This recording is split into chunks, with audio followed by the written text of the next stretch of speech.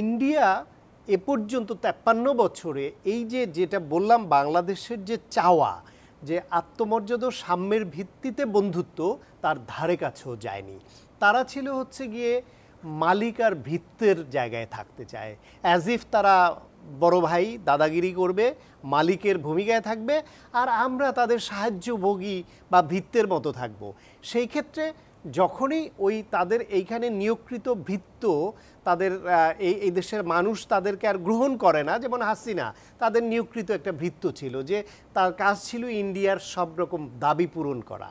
এমন কিছু দিবে যা দিবে যে ইন্ডিয়া সারা জীবনও ভুলতে পারবে না। সেই রকম ভৃত্য এখান থেকে বিতরিত হওয়ার পরে তাদের মাথা খারাপ হয়ে গেছে। পাশাপাশি ইন্ডিয়ার দরকার বিজেপির বিশেষ করে ধর্মভিত্তিক উগ্রতাকে কাজে লাগিয়ে মানুষের অ্যাটেনশন ক্রিয়েট করা, হিন্দুদের ভোট টানা, যেটা তাদের ডিক্লাইনিং ভোটকে এটা বাড়ানোর জন্য এই কৌশল অবলম্বন করে। কখনো তার অংশ হিসেবে ইন্ডিয়ার সংখ্যালঘু মুসলমানদের মারে, কখনো কৌশল পাল্টে বাংলাদেশের সংখ্যালঘু হিন্দুদের উপর নিপীড়ন করিয়ে তারপর আবার মায়াকান্না দেখিয়ে একটা পরিস্থিতি তৈরি করে, তার অংশ হিসেবে করছিল। এবং যখন দেখলো যে ইন্ডিয়ার এই পাতা ফাঁদে বাংলাদেশ পা দেয়নি, বাংলাদেশের হিন্দু জনগোষ্ঠীর উপরে ওই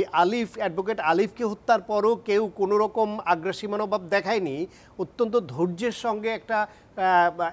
ঐক্যবদ্ধ অবস্থান নিল এবং প্রধান উপদেষ্টার ডাকে সবাই এক হয়ে গেল, তখন ইন্ডিয়া মনে করলো যে না, তাদের লস বেশি হচ্ছে, তার ব্যবসা বাংলাদেশ নির্ভর যে ব্যবসার সেক্টরগুলো সেগুলো ধ্বংস হয়ে যাচ্ছে, তাদের মেডিকেল বিজনেস ধ্বংস হচ্ছে, ট্যুরিজম বিজনেস ধ্বংস হচ্ছে, তাদের অন্যান্য অনেক বিজনেস কেনাকাটা বাংলাদেশের উপর যেটা নির্ভরশীল ধ্বংস হচ্ছে। ফলে ইন্ডিয়ার মধ্যে একটা চাপ তৈরি হচ্ছে, তাদের জনগণের চাপ তৈরি হচ্ছে তাদের উপরে। পাশাপাশি পশ্চিমবঙ্গে মমতা ব্যানার্জি বিজেপির ওই হিন্দু ভোটের অংশীদারিত্ব বজায় রাখবার জন্য বাংলাদেশের বিরুদ্ধে নানান রকমের মন্তব্য শুরু করে শান্তিরক্ষা মিশন পাঠানোর আবেদন করার পরও যখন তার মাথায় আসলো যে না, তার ওইখানে 25 to 27% মুসলিম ভোটার, তাদের মেজরিটি সমর্থন মমতার দিকে যায়, সুতরাং আর বাড়ানো যাবে না, তখন সে একটু টোন ডাউন করলো। এই সমস্ত কিছুর প্রেক্ষাপটে যখন আবার পররাষ্ট্র সচিব বাংলাদেশে আসলেন,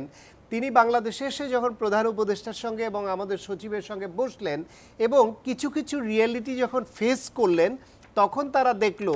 যেই কৌশলে বাংলাদেশকে চাপে রেখে তার ভৃত্যকে পুনর্বাসনের চেষ্টা করছিলেন, সেটা এদেশের মানুষ আর মেনে নেওয়ার পর্যায়ে দেশে এই গণঅভ্যুত্থান পরবর্তী বাংলাদেশ সেই পর্যায়ে নাই।